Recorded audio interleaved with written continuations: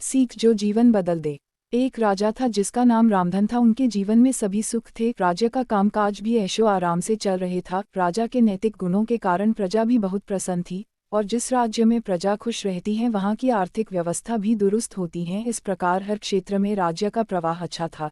इतने सुखों के बाद भी राजा दुखी था क्योंकि उसकी कोई संतान नहीं थी। यह गम राजा को अंदर ही अंदर सताता रहता था। प्रजा को भी इस बात का बहुत डर था। वर्षों के बाद राजा की यह मुराद पूरी हुई और उसे एक पुत्र की प्राप्ति हुई। पूरे नगर में कई दिनों तक जश्न मना। नागरिकों को राजमहल में दावत दी गई। राजा की इस खुशी में प्रजा भी झूम रही थी। समय बीतता जा रहा था। राजकुमार का नाम नंदन सिंह रखा गया। पूजा पाठ एवं इंतजार के बाद राजा को संतान प्राप्त हुई थी, इसलिए उसे बड़े लाड प्यार से रखा जाता था। लेकिन अति किसी बात की अच्छी नहीं होती। अधिक लाड़ ने नंदन सिंह को बहुत बिगाड़ दिया था। बचपन में तो नंदन की सभी बातें दिल को लुभाती थी, पर बड़े होते होते यही बातें बदतमीजी लगने लगती हैं।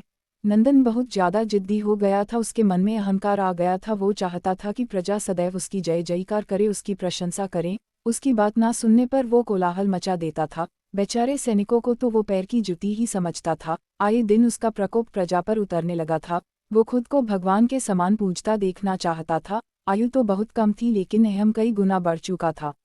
नंदन के इस व्यवहार से सभी बहुत दुखी थे। प्रजा आए दिन दरबार में नंदन की शिकायत लेकर आती थी, जिसके कारण राजा का सिर लज्जा से झुक जाता था। यह एक गंभीर विषय बन चुका था। एक दिन राजा ने सभी खास दरबारियों एवं मंत्रियों की सभा बुलवाई और उनसे अपने दिल की बात कही कि वे राजकुमार के इस व्यवहार से अत्यंत दुखी हैं। राजकुमार इस राज्य का भविष्य हैं। अगर उनका व्यवहार यही रहा तो राज्य की खुशहाली चंद दिनों में ही जाती रहेगी। दरबारी राजा को सांत्वना देते हैं और कहते हैं कि आप हिम्मत रखें, वरना प्रजा निसहाय हो जाएगी। मंत्री ने सुझाव दिया कि राजकुमार को एक उचित मार्गदर्शन एवं सामान्य जीवन के अनुभव की जरूरत है। आप उन्हें गुरु राधागुप्त के आश्रम भेज दीजिए। सुना है वहां से जानवर भी इंसान बनकर निकलता है। यह बात राजा को पसंद आई और उसने नंदन को गुरुजी के आश्रम भेजा।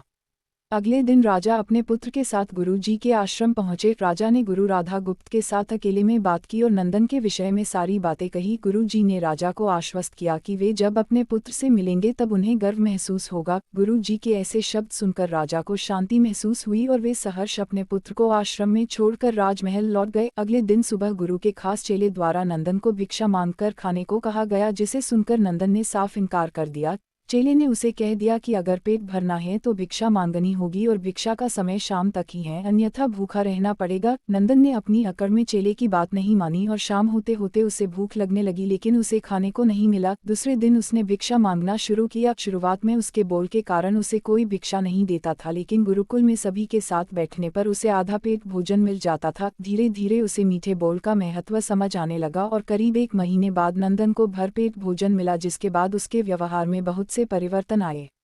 इसी तरह गुरुकुल के सभी नियमों ने राजकुमार में बहुत से परिवर्तन किए, जिसे राधा गुप्त जी भी समझ रहे थे। एक दिन राधा गुप्त जी ने नंदन को अपने साथ सुबह सवेरे सैर पर चलने कहा। दोनों सैर पर निकल गए। रास्ते भर बहुत बातें की। गुरु जी ने नंदन से कहा कि तुम बहुत बुद्धिमान हो और तुम में बहुत अधिक ऊर्जा है, जिसका तुम्हें सही दिशा में उपयोग करना आना चाहिए। दोनों चलते चलते एक सुंदर बाग में पहुंच गए, जहां बहुत सुंदर सुंदर फूल थे, जिनसे बाग महक रहा था। गुरु जी ने नंदन को बाग से पूजा के लिए गुलाब के फूल तोड़ने कहा। नंदन झट से सुंदर सुंदर गुलाब तोड़ लाया और अपने गुरु के सामने रख दिए। अब गुरु जी ने उसे नीम के पत्ते तोड़कर लाने कहा। नंदन वो भी ले आया। अब गुरु जी ने उसे एक गुलाब सूंघने दिया और कहा, बताओ कैसा लगता है। नंदन ने गुलाब सूंघा और गुलाब की बहुत तारीफ की। फिर गुरु जी उसे नीम के पत्ते चखकर उसके बारे में कहने को कहा। जैसे ही नंदन ने नीम के पत्ते खाए, उसका मुंह कड़वा हो गया और उसने उसकी बहुत निंदा की और जतर कतर पीने का पानी ढूंढने लगा।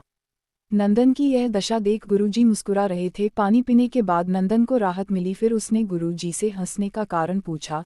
तब गुरुजी ने उससे कहा कि जब तुमने गुलाब का फूल सूंघा तो तुम्हें उसकी खुशबू बहुत अच्छी लगी और तुमने उसकी तारीफ की, लेकिन जब तुमने नीम की पत्तियां खाई तो तुम्हें वो कड़वी लगी और तुमने उसे थूक दिया और उसकी निंदा भी की। गुरुजी से नंदन को समझाया, जिस प्रकार तुम्हें जो अच्छा लगता है तुम उसकी तारीफ करते हो, उसी प्रकार प्रजा भी जिसमें गुण होते हैं उसकी प्रशंसा करती है। अगर तुम उनके साथ दुर्व्यवहार करोगे और उनसे प्रशंसा की उम्मीद करोगे तो वे यह कभी दिल से नहीं कर पाएंगे। इस प्रकार जहाँ गुण होते हैं वहाँ प्रशंसा होती है। नंदन को सभी बातें विस्तार से समझ आ जाती हैं और वो अपने महल लौट जाता है। नंदन में बहुत परिवर्तन आता है और वो बाद में एक सफल राजा बनता है। कहानी की शिक्षा। गुरु की सीख ने नंदन का जीवन ही बदल दिया। वो एक क्रूर राजकुमार से एक न्यायप्रिय दयालु राजा बन गया। इस कहानी से हमें यही शिक्षा मिलती है कि हम में गुण होंगे तो लोग हमें हमेशा पसंद करेंगे, लेकिन अगर हम अवगुणी हैं तो हमें प्रशंसा कभी नहीं मिल सकती।